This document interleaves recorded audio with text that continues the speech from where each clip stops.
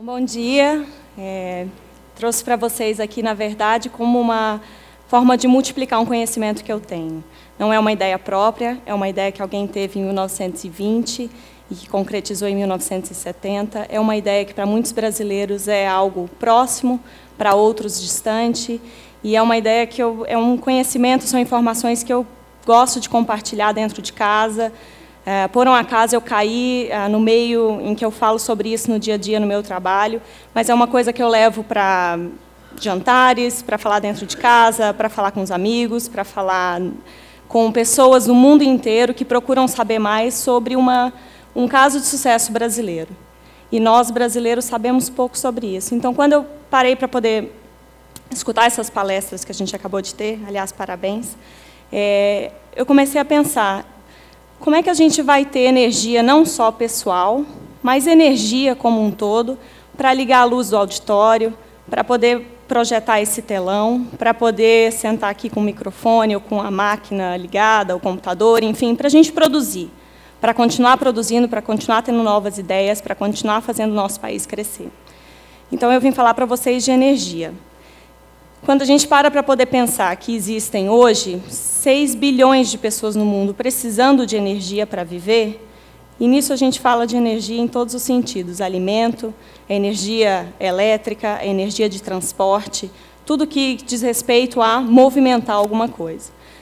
Em 2030, a gente vai ter 2 bilhões de pessoas a mais precisando de todas essas energias. E o que a gente está fazendo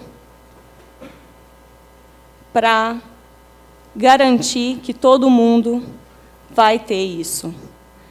Qual que é o caso que eu trago para vocês hoje? O total de energia necessária em 2030 para o mundo é o equivalente a 559 Itaipus, o que 559 Itaipus gerariam de energia para movimentar o mundo em 2030. Isso quer dizer que de 2007 a 2030 seriam necessárias que o mundo inteiro construísse 216 novas Itaipus. A gente está falando de uma hidrelétrica que hoje, aqui no Brasil, é a maior usina de geração hídrica do mundo em capacidade de geração de energia elétrica. Construir até 2030 216 novas, além de ser uma coisa heróica, é também no sentido de conseguir mesmo colocar tudo isso para funcionar, ter espaço para isso. A gente tem que pensar também onde vamos colocar isso, qual que é o impacto de se construir tanta hidrelétrica para gerar tanta energia para movimentar esse planeta. A gente não vai parar de crescer, isso a gente sabe. Já é fato, Brasil está voo já de cruzeiro crescendo, o mundo inteiro, e a África, a Ásia, todos esses outros países que estão entrando nesse cenário global. Vocês vão perceber pela minha linguagem, eu sou formada em Relações Internacionais, então, cenário global é uma coisa que me preocupa bastante. O Brasil, maior programa de energia alternativa e renovável do planeta. Se eu afirmasse isso para vocês sem explicar, alguém saberia dizer que nós somos mesmo? Ou falaria: você tem razão, Nayana? Mas nós temos, sim, o maior programa de energia alternativa e sustentável do planeta. O que o mundo quer, nós já temos, já aplicamos. Isso vem de onde? Da planta mais antiga que foi trazida para o Brasil, que é a cana-de-açúcar. 500 anos atrás. Cana-de-açúcar é até meio injusto chamar a cana-de-açúcar de cana-de-açúcar.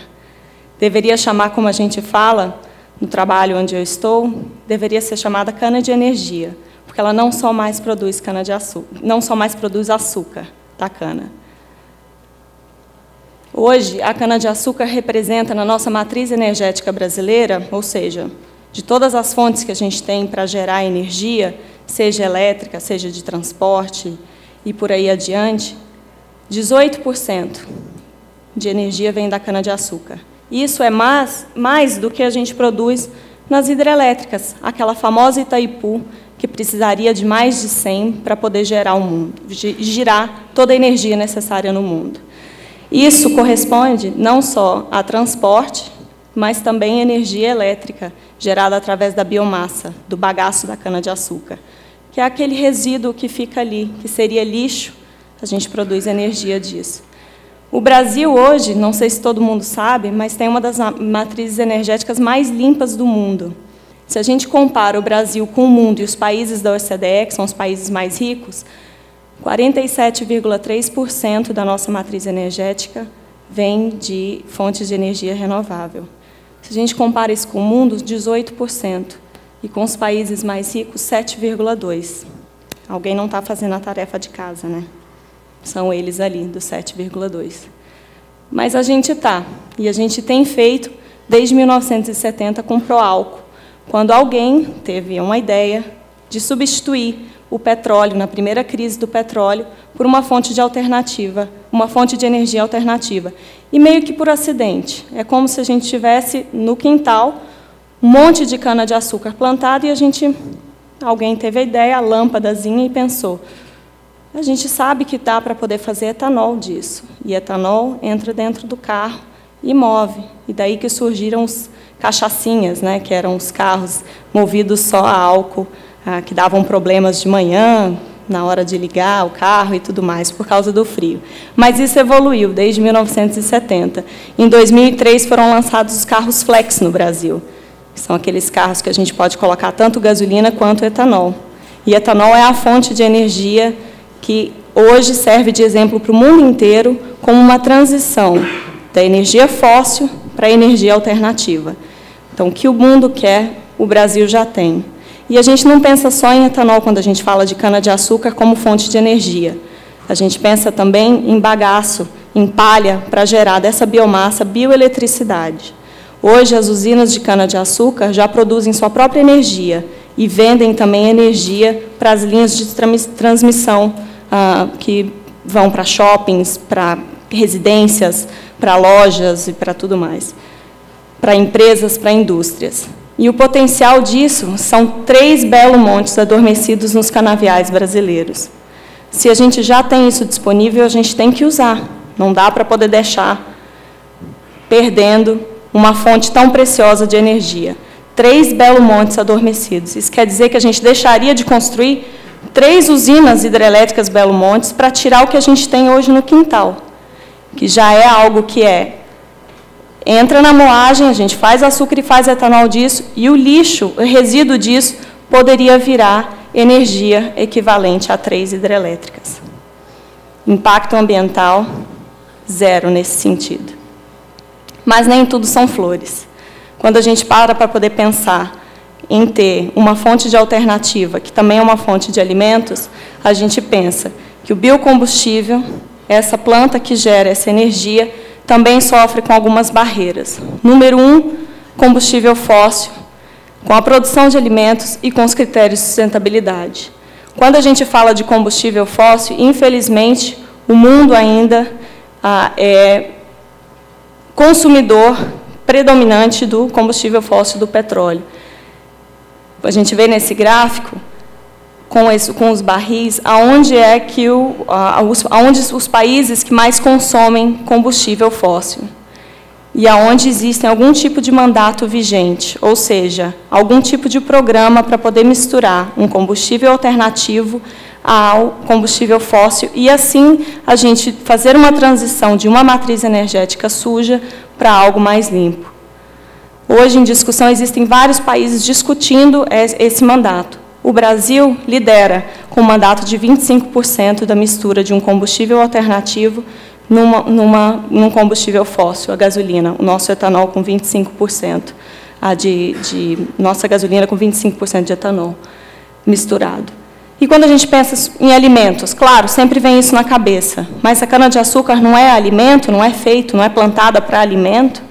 Sim, isso pode ser um problema, pode, em algum outro país que não tenha terra suficiente para isso. Nós, brasileiros, Deus deve ser mesmo brasileiro, somos abençoados por ter a terra em abundância. Hoje, de 851 milhões de hectares de área total, a gente tem 338 milhões de hectares que estão disponíveis como terras aráveis. Isso é 40% do nosso território. Cana-de-açúcar só representa 2,6%. E a terra voltada para a produção de etanol nessa cana-de-açúcar representa 1,5% do território. Com 1,5% do território, a gente já foi capaz de substituir o nosso consumo de petróleo no Brasil em mais de 50% por um combustível alternativo e sustentável, que é o etanol. E com esse 1,5%, hoje a bioeletricidade já representa 3% da nossa matriz energética. Tem muito espaço para crescer. Critérios de sustentabilidade. É algo que a gente tem que pensar nessa transição. Hoje existem vários programas no mundo inteiro falando sobre isso, mas tem um alerta aí.